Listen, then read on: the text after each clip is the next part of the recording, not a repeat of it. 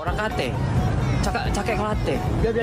Itu susah banget kalau udah sama mereka gitu. Tapi menurut aku itu jadi kayak ciri khas dan keunikan orang Malaysia gitu. Khasnya. Jadi pengen belajar jadinya. Karena kalau mereka ngomong tuh, apalagi kalau udah debat tuh pakai bahasa Malaysia, pokoknya kental banget lah logat mereka tuh. Lah. Kalau kau orang Malaysia kan, terus kau nampak mak bapak kau pegang barang-barang nih kan, bos kau lari lah, laju. Ini apa ini namanya nih? Nama apa ya? Adatnya namanya apa ini? Seperti menyambut pengantin gitu ya?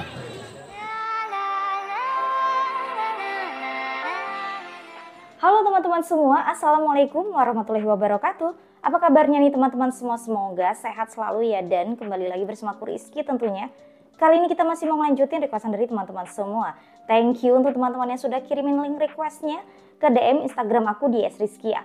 Apa sih hal-hal yang spesial dan unik dari orang-orang yang ada di negara Malaysia sehingga orang-orang yang datang ke negara Malaysia ini merasakan hal-hal yang spesial, culture shock? Langsung saja kita cek videonya. Jadi selama di Malaysia nih aku suka dengar logat-logat orang Malaysia gitu yang datang dari beberapa daerah gitu. Dan kalau nongkrong tuh menurut aku kalau mereka lagi ngomong tuh lucu dan unik banget deh.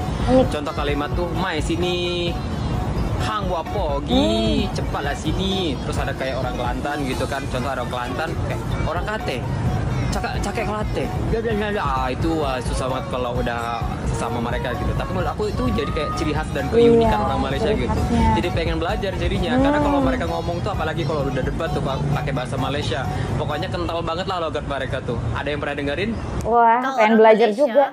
nampak nih dalam peti sejuk, bukan ais krim, ikan mentah. Kalau kau orang Malaysia kan, semua nih bukan Cahaya, bukan Iskandar, bukan BRJ, kau panggil Mamak. Kalau kau Kedai orang mama. Malaysia, nampak tin nih di dalam rumah, bukan butter cookies, so wingkit. Lah. Kalau kau orang Malaysia kan, terus kau nampak mak bapak kau pegang barang-barang nih kan, bos kau lari lah, laju. Kamu bawa apa? Adalah bahasa Melayu yang standar. Namun, jika di Kedah, bunyinya hampa apa? Kamu buat apa? Oi, mantap. Jika di Kelantan, muak apa? Belajar. Jika di Terengganu, muat menda.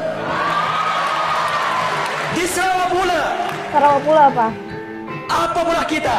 Apa pula kita? Setiap jenis sebutan ini sudah menggambarkan asal dan wilayah penuturnya.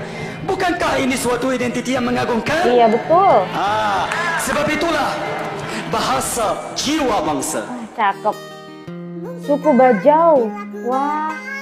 Hidup di laut, tidur di dalam sampan. Ya Allah, Masya Allah cantiknya.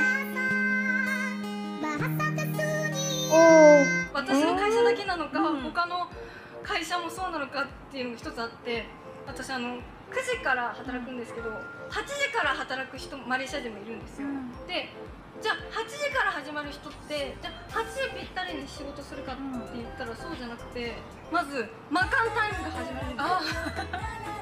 そうなんです。 Itu culture shock berarti ya. 仕事するんじゃなくて、8時から朝食食べ始めるんですよ。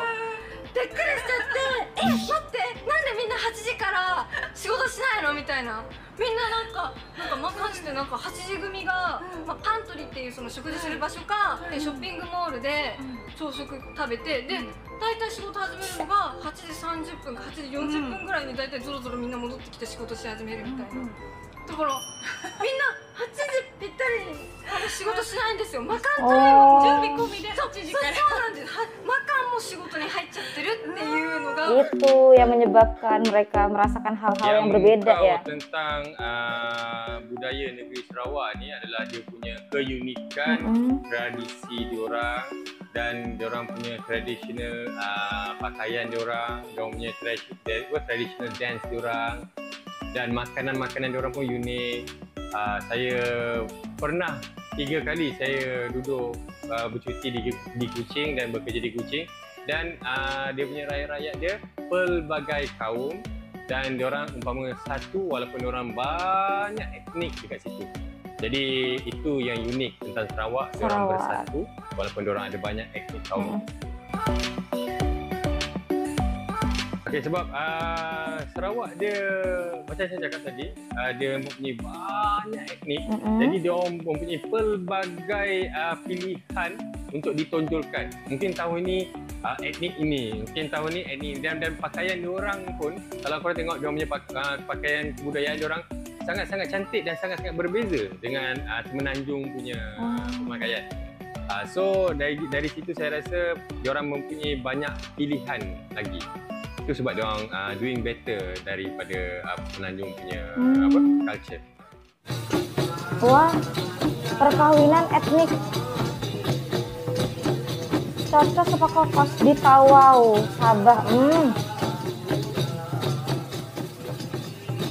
Ini nih yang membuat negara Malaysia semakin unik ya teman-temannya, itu tadi. Berbagai kaum, berbagai etnik, tentu saja budaya. Itu tuh hal-hal yang harus selalu dikekalkan ya teman-temannya. Bagus-bagus. Kan kita juga sebagai negara jiran nih yang tadinya nggak tahu apa aja sih kebudayaan di negara Malaysia gitu ya. Ya ini lewat video-video seperti ini kita belajar ya teman-temannya, belajar. Untuk saling menghormati dan menghargai satu sama lain tentu saja gitu ya.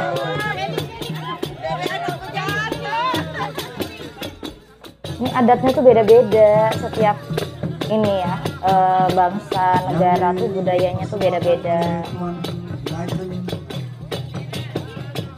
Pasti punya ciri khas masing-masing lah, yang harus selalu dikekalkan tentu saja. Ini apa ini namanya nih? Nama apa ya? Adatnya namanya apa ini? Seperti menyambut pengantin gitu ya?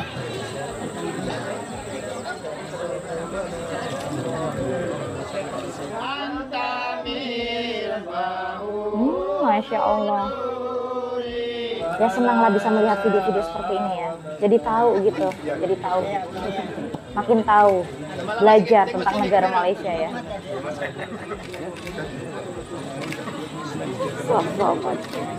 Pengantin baru.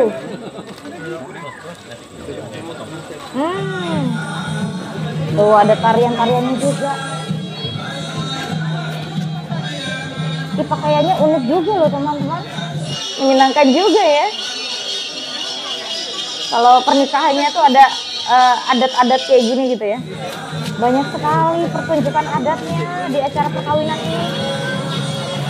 Ni memang rasa sekejap je, 10 tahun berlalu lah. So memang rasa macam Malaysia memang macam rumah lah. Kalau balik UK, walaupun negara sendiri, masih ada rasa macam tak lama lagi akan rindu balik Malaysia. Sebab memang dah biasa dekat sini. Saya dah dekat Malaysia sejak umur 20 dah. So boleh kata kebanyakan hidup dewasa dekat sini. Apa yang you sebenarnya yang you cintakan dan juga suka mengenai Malaysia ni sampai you pilih menetap di sini, kalau you boleh share sikit lah. Nak cerita semua memang betul panjang. Makanan, orang semua, tapi senang kata satu adalah suasana. Dia punya kombinasi banyak faktor tu yang gila sampai sekarang tak rasa bosan, tak rasa macam biasa. Dah setiap selalu rasa macam ada sesuatu dekat sini, suasana dia yang tak adalah dekat tempat lain bagi saya. Yes, kalau macam you cakap you balik Masya UK, Allah, lepas tu rindu kat sini kan.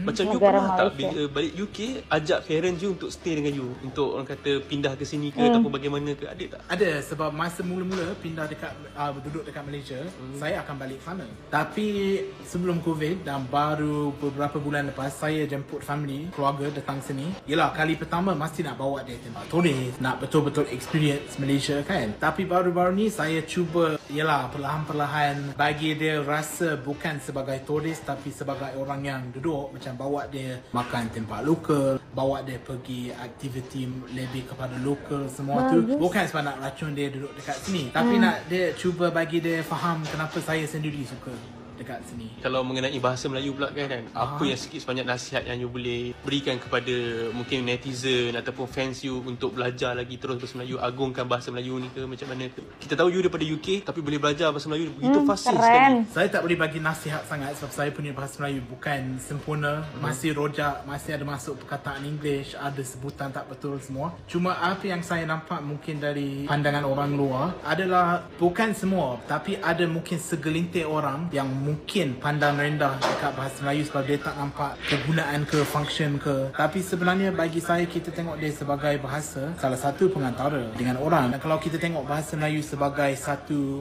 kelompok ke kumpulan bahasa tu sebenarnya besar juga. Saya sendiri kalau pergi ke Singapura ke Brunei ke ada pernah pergi negara lain yang boleh faham bahasa Melayu, dia bukan Malaysia saja, so nampak dekat situ ada function, ada sebab tu. Dan juga dia satu bahasa yang sangat berbunga lah. Kita nak cakap pasal peribahasa, puisi, banyak benda ada dalam bahasa Melayu ni yang sebenarnya yang sangat menarik bagi saya. Kita kena jangan lupa benda ni, jangan just pandang sebagai alah bahasa saja. Selain pada bahasa percakapan, you juga ada belajar puisi ke macam mana? Sajak ke? Tak belajar, tapi yelah kita orang bagi tahu, kita baca macam oh menarik juga ni, macam pantun ke semua kan. Mantap. Kalau mengenai anak you pula kan, adakah you pun akan ajar dia untuk cakap bahasa Melayu ke ataupun dengan budaya sini ke ataupun bagaimana? Sekarang memang kita dekat rumah kita cakap bahasa English sebab it's our mother tongue kan. Tapi juga kita cakap bahasa Melayu dekat dia. Saya memang cuba ajar dia dan boleh kata dia faham. Dia boleh bercakap, cuma dia macam pelat sikit. Bila dia cakap bahasa Melayu dia macam betul-betul Mak Saleh cakap bahasa Melayu walaupun dia membesar dekat sini. Tapi yelah bagi saya macam tu, kita nak duduk dekat negara orang, kita kena sesuaikan diri dengan bahasa dan budaya setempat lah. Wah, itu tadi ya teman-teman ya, pengalaman-pengalaman bagus juga nih teman-teman ya dari orang-orang yang datang ke negara Malaysia tentunya. Ini wisatawan dari berbagai negara loh teman-teman ya.